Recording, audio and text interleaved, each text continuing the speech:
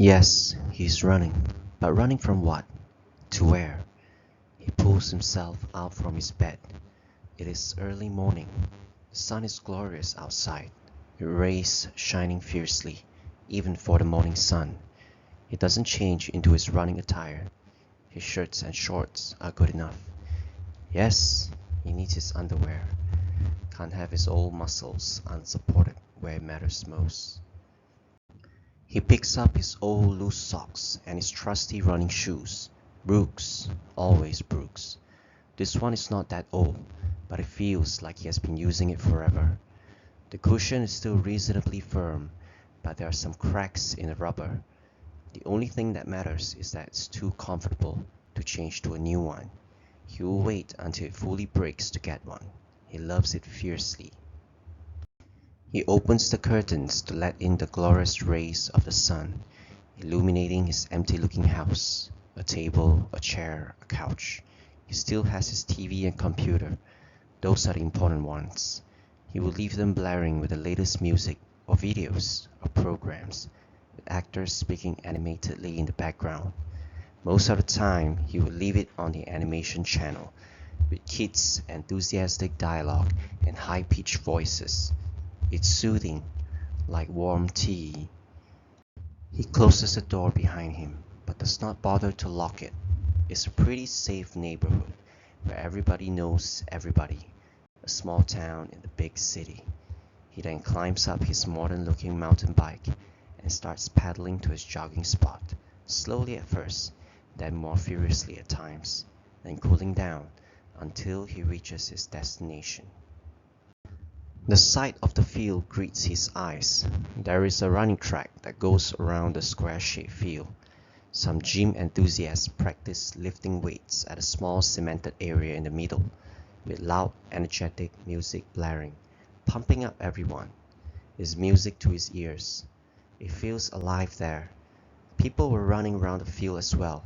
People from all walks of life, the young and the middle-aged, all channeling their excess energy towards maintaining their physique and prolonging their life, and the old ones doing what they can to prevent any further loss of whatever physical and mental faculty they have. He starts jogging, the sound of birds chirping and the wind blowing and rustling the leaves above, and his shoes off pavement and grass and dead leaves, with construction ongoing in one of the houses, and the others chatting among themselves. He is able to find himself amidst that beautiful, gentle roar of music.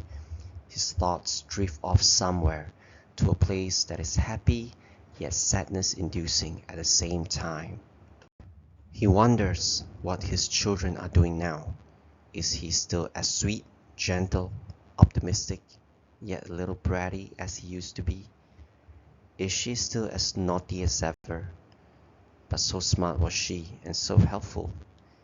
He allows those memories of them playing in the field, bickering, arguing, to resettle in his mind. Them running, their voices high-pitched, substantial and powerful, filling his ears, their grins and frowns, making his heart ache. He wonders where they are now. He knows that they will be taken care of well.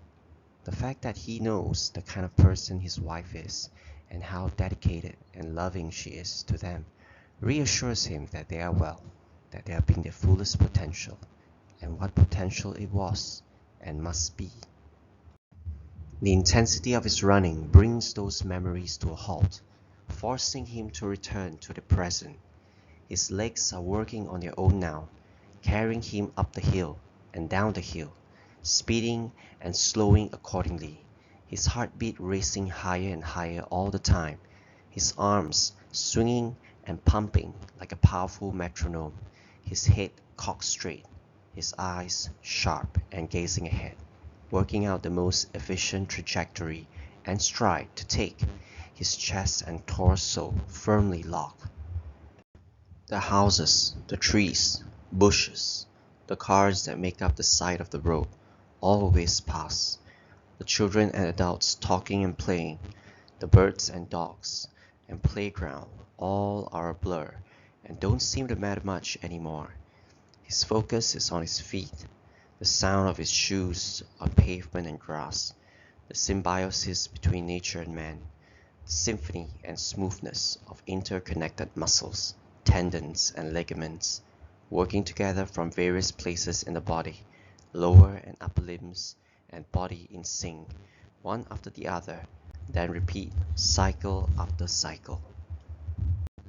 For how long it goes on he knows not, but he knows it will power him through another day, until his next great big orchestra of movement amongst the autumn dreams of his heart. Thank you for listening, reading, and watching. Please do consider clicking subscribe and like if you have enjoyed the story. Thank you and have a nice day ahead.